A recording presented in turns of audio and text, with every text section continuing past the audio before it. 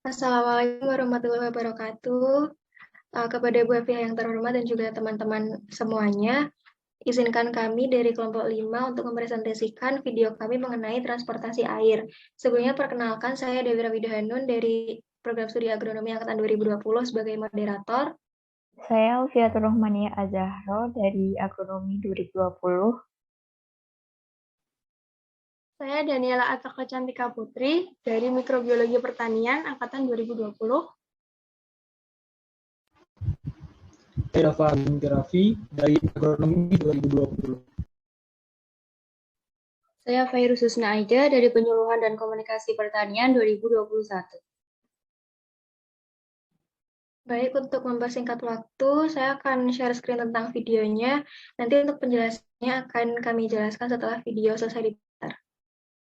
Halo teman-teman Laboratorium IPA, kali ini kita akan belajar tentang sistem transportasi pada tumbuhan. Dalam sistem transportasi pada manusia, terdapat sistem peredaran darah manusia dari jantung menuju seluruh tubuh. Namun, apakah tumbuhan memiliki sistem transportasi yang sama? Ketika tumbuhan terpotong tidak berdarah, ini menandakan tumbuhan memiliki sistem transportasinya sendiri.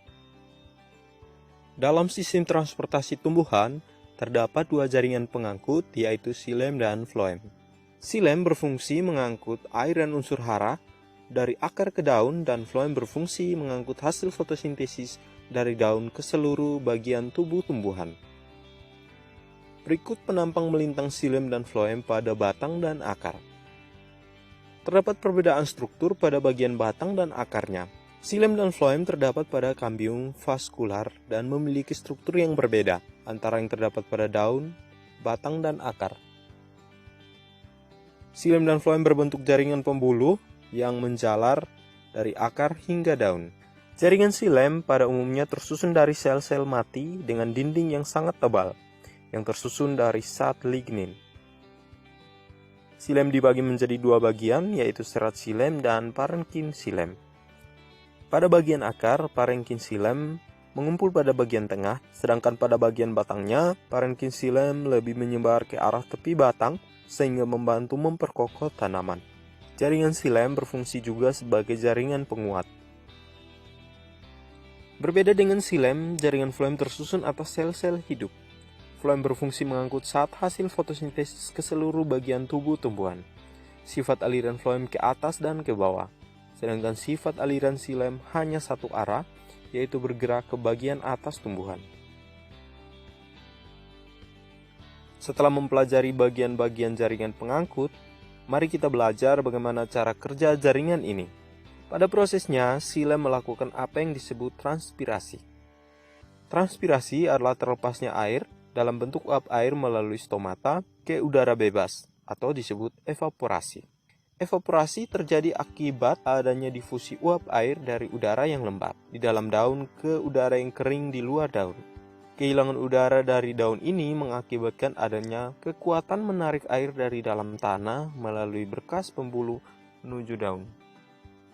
Pada bagian akar, rambut-rambut akan menyerap air dari dalam tanah secara osmosis. Kemudian pada bagian batang, air bergerak menuju gradien potensial. Air bergerak akibat tekanan besar, dikarenakan molekul air menyatu dan berlanjut akibat adanya penguapan pada daun. Kehilangan air dari daun ini umumnya melibatkan kekuatan untuk menarik air melalui sistem pembuluh dari akar ke daun. Dalam proses ini tidak hanya air menuju ke daun, tetapi unsur hara dari dalam tanah ikut terserap menuju daun sebagai bahan proses fotosintesis. Proses perpindahan air dan unsur hara menuju daun tidaklah konstan. Ada banyak faktor yang mempengaruhi, yaitu faktor eksternal, misalnya suhu, kelembapan, angin, dan intensitas cahaya. Dan juga faktor internal dan fisikal, yaitu berlapiskan lilin atau tidaknya permukaan daun, banyak sedikitnya stomata, bentuk, dan juga lokasi stomata. Bentuk stomata yang tidak bundar melainkan oval ini mempengaruhi intensitas pengeluaran air. Ketika transpirasi oleh stomata meningkat, maka penyerapan air oleh akar ikut meningkat pula. Translokasi merupakan pemindahan hasil fotosintesis dari daun atau organ tempat penyimpanan ke bagian lain tumbuhan yang membutuhkan. Jaringan tumbuhan yang bertugas dalam proses ini adalah floem. Jaringan floem mengangkut zat-zat hasil dari proses fotosintesis berupa gula dalam bentuk sukrosa dan asam amino menuju seluruh bagian tubuh tumbuhan. Dalam prosesnya, daerah sebagai sumber zat hasil fotosintesis dinamakan source dan daerah tempat diedarkannya dinamakan sink. Translokasi gula sukrosa diatur oleh kebutuhan dari organ-organ pada jarak jauh dan bergantung pada tahap perkembangan tanaman. Proses yang umum dikenal sebagai aliran tekanan. Konsentrasi gula yang tinggi di daun akan bergerak ke sel-sel dengan gradien konsentrasi yang lebih rendah. Sebagai contoh, perkembangan buah dan biji memerlukan energi tinggi. Proses perkembangan itu akan menarik banyak gula dan substansi lain yang diperlukan dari daun. Demikianlah penjelasan singkat tentang transportasi pada tumbuh. Oke, baik. Itu tadi adalah video mengenai transportasi pada tumbuhan. Lebih jelasnya bisa langsung masuk ke penjelasan bagian pertama, silahkan. Baik, saya akan menjelaskan mengenai sistem transportasi tumbuhan. Nah, sistem transportasi tumbuhan itu umumnya terdapat dua jaringan, yaitu jaringan pengangkut xilem dan floem. Jaringan ini berbentuk jaringan pembuluh yang menjalar dari akar hingga daun. Jaringan xilem berfungsi untuk mengangkut air dan unsur hara dari akar ke daun. Jaringan xilem ini umumnya terbentuk dari sel mati dengan dinding yang sangat tebal. Nah, xilem ini terbagi menjadi dua bagian, yaitu serat xilem dan parenkim xilem. Serat xilem adalah sel panjang berdinding sekunder yang memiliki kandungan lignin. Sedangkan parenkim xilem adalah komponen yang tersusun dari sel-sel hidup yang berfungsi untuk menyimpan cadangan makanan. Selanjutnya yaitu jaringan floem. Jaringan floem ini berfungsi untuk mengangkut hasil fotosintesis dari daun ke seluruh bagian tumbuhan. Berbeda dengan jaringan xilem, jaringan floem ini tersusun dari sel-sel hidup. Sifat aliran floem yaitu dari atas dan ke bawah. Sedangkan sifat dari aliran xilem ini hanya satu arah, yaitu bergerak ke bagian atas tumbuhan. Selanjutnya bisa dilanjutkan oleh teman saya. Ini adalah cara kerja jaringan pengangkut, yaitu transpirasi pada xilem. Pada prosesnya, xilem melakukan transpirasi, yaitu terlepasnya air dalam bentuk uap air melalui stomata ke udara bebas. Hal ini terjadi akibat adanya difusi uap air dari udara yang lembab di dalam daun ke udara yang kering di luar daun. Kehilangan udara dari daun ini mengakibatkan adanya kekuatan menarik air dari dalam tanah melalui berkas pembuluh menuju daun. Pada bagian akar, rambut-rambut akar akan menyerap air dari dalam tanah secara osmosis. Kemudian, pada bagian batang, air bergerak menuju gradien potensial. Air bergerak akibat tekanan besar dikarenakan molekul air menyatu dan berlanjut akibat adanya penguapan pada daun. Kehilangan air dari daun umumnya melibatkan kekuatan untuk menarik air melalui sistem pembuluh dari akar ke daun. Dalam proses ini, tidak hanya air menuju ke daun, akan tetapi unsur hara dari dalam tanah ikut terserap menuju daun sebagai bahan proses fotosintesis. Proses perpindahan air dan unsur hara menuju daun tidaklah konstan. Ada banyak faktor yang mempengaruhi. Selanjutnya akan dijelaskan pada rekan saya.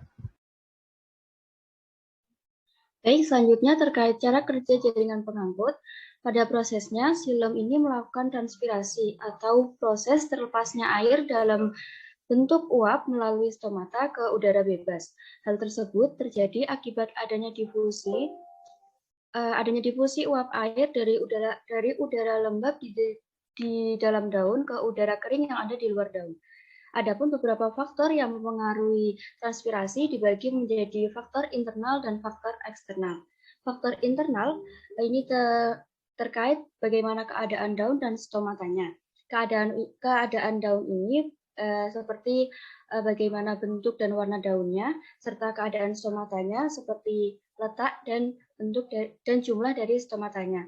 Kemudian faktor eksternal ini terkait suhu, kelembapan, angin, dan intensitas cahaya matahari. Selanjutnya akan dilanjutkan oleh rekan saya. Ya baik, jadi di sini saya akan menjelaskan mengenai proses translokasi. Jadi translokasi itu merupakan pemindahan hasil fotosintesis dari daun ke bagian lain tumbuhan yang membutuhkan. Nah, jaringan yang bertugas dalam proses translokasi ini itu adalah jaringan floem.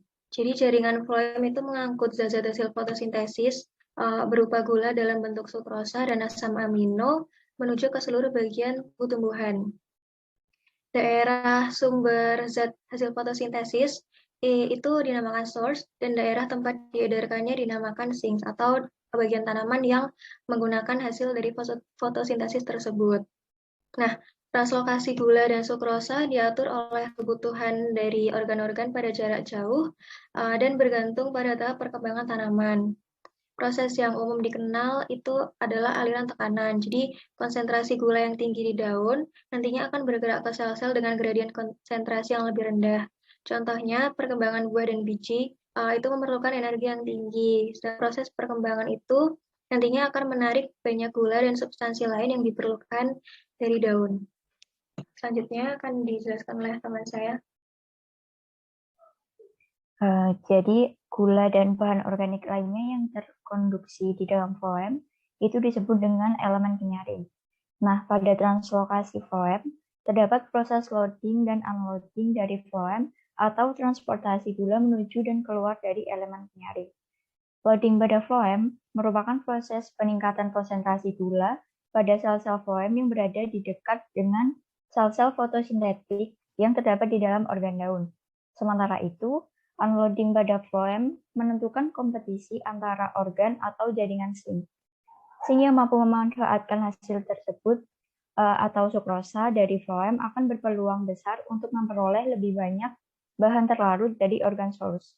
Hal tersebut disebabkan karena sukrosa yang diserap sel-sel organ sink dari pembuluh floem akan menurunkan potensi air sel-sel sink tersebut, sehingga air dapat bergerak dari keluar pembuluh floem dan tekanan internal floem pada organ atau jaringan sink akan menurun.